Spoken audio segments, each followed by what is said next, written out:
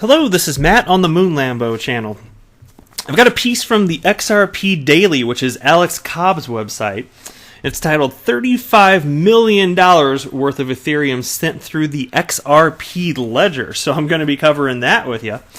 I've also got a short Twitter thread I wanted to share with you, which involves Matt Hamilton, who is at HammerToe on Twitter. And I tell you what, he is one of the best FUD busters out there within the XRP community, especially with the void that has been left since XRP Trump left us. I tell you, that guy, whew, talk about busting some FUD. It was relentless. I loved reading through the threads, and I learned so much. And that's why I do enjoy from time to time sharing some of these Twitter threads with you, because to me, having the opportunity to hear two different sides, just two different points of views on the same topic, helps you to figure out what actually makes sense, helps you to learn. So and that's how I learned a vast majority of what I currently know as it pertains to crypto and XRP. Because there are a lot of educated people out there within the XRP community. Take advantage of them, learn from them. I like to share what I know also on this channel, and I continue to learn because I do not know everything. I've also got a piece, this is from Cointelegraph, titled, "Unofficial Cryptocurrency Makes Criminals Harder to Catch." Oh, there we go. Can't wait to share that one with you. So bogus. Anyway, before we get going here, excuse me, if you would please delicately tap that like button, and if you're happy and you know it, go ahead and subscribe to the Moon Lambo channel. It's a good thing to do. So let's hop into this piece from the XRP Daily. The XRP ledger is very efficient and can settle XRP transactions in seconds at little cost. But did you know that the XRP ledger actually has the capability to send other assets just as fast as XRP? And surprisingly enough, people are actually taking advantage of this big time. Check out this tweet from a Twitter account known as @DevNullProd. Their account provides all sorts of data about the XRP ledger each day. And you can see here's a tweet from August 28th from DevNull Productions. And it states, there's no comment here, what 200,000 ETH was sent across the XRP ledger in the last hour. Once the tweet was posted, members of the XRP community really wanted to see cold hard evidence that this actually took place.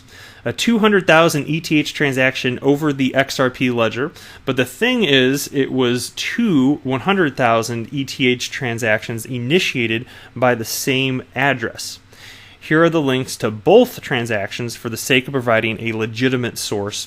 So now let's take a look at them. And he's got a screen grab here, so if you're not driving, feel free to take a look. Alex Cobb did his homework.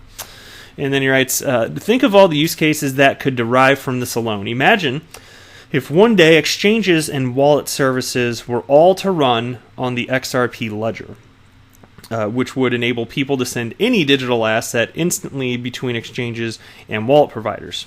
Literally, a cryptocurrency that can handle other cryptos' transactions for them. Tell me this technology won't be huge. It's definitely a solution when backlog transactions start to cause a problem. XRP will be the standard for sending Bitcoin. All right, and so that's the piece. Now, I do want to cite, while this appears to be completely accurate, I want to add that the way this works is, a lot of people don't realize this, there's actually a decentralized exchange built into the XRP ledger. And you're able to issue IOUs on this decentralized exchange. And actually, Matt Hamilton, who I'm going to cover in a Twitter thread I mentioned just a moment ago, I learned a ton from him because he's more of like a tech-oriented type of XRP guy. And I wish I could remember the specific, but there was some company, I saw him speaking, I can't remember who he was talking to. It was some crypto media platform in video formats. It was an actual video, so he was speaking.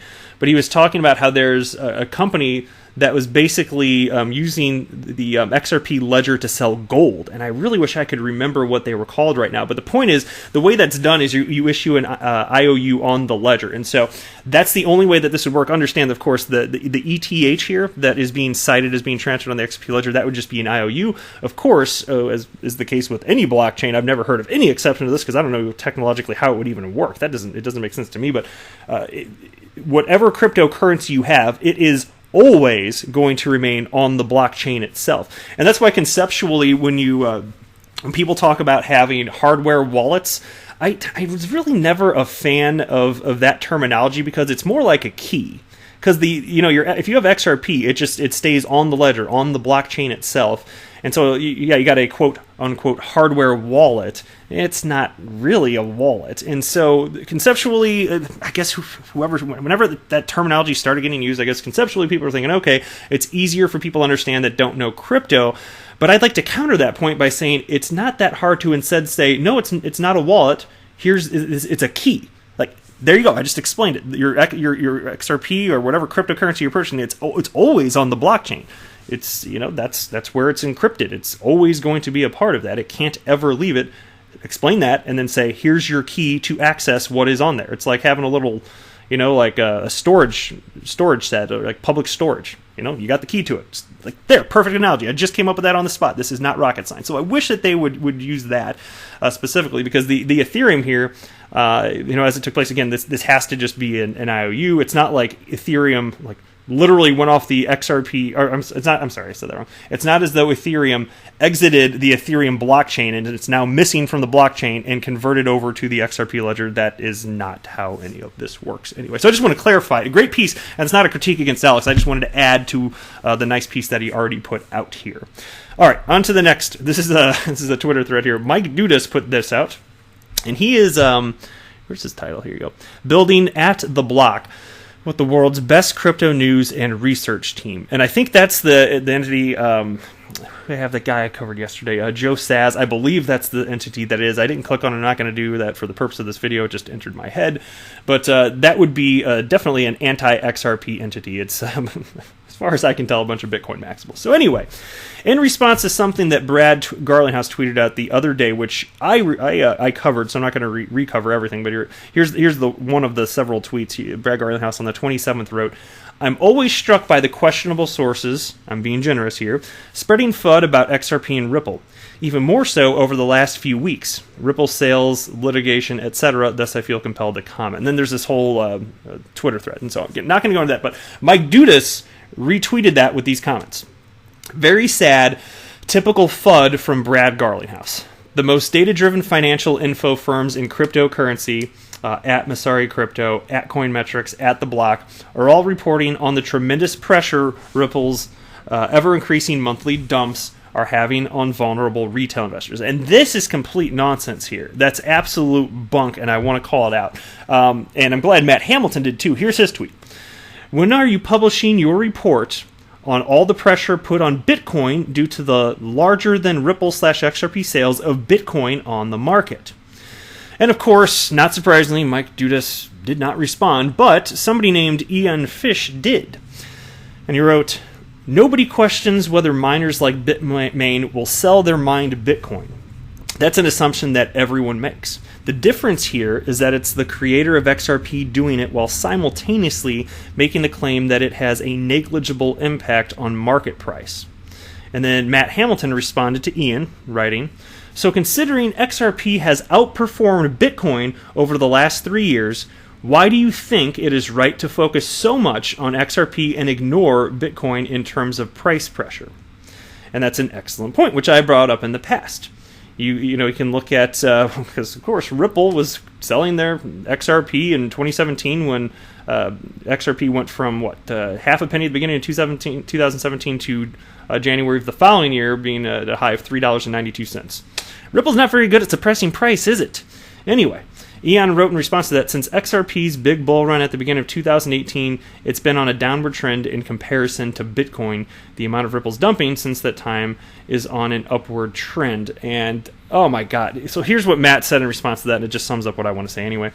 "I see you have been deceived by Mike Dudas's purposefully misleading chart in this thread. Well done, Mike. The past 2 years, the amount sold has been pretty much constant, and that is true. If you look at it, it's not like there's this big bump up in terms of volume. And if you look at the volume, which I've been citing recently, it's somewhere in the neighborhood of 0.32% of volume. It's a big nothing.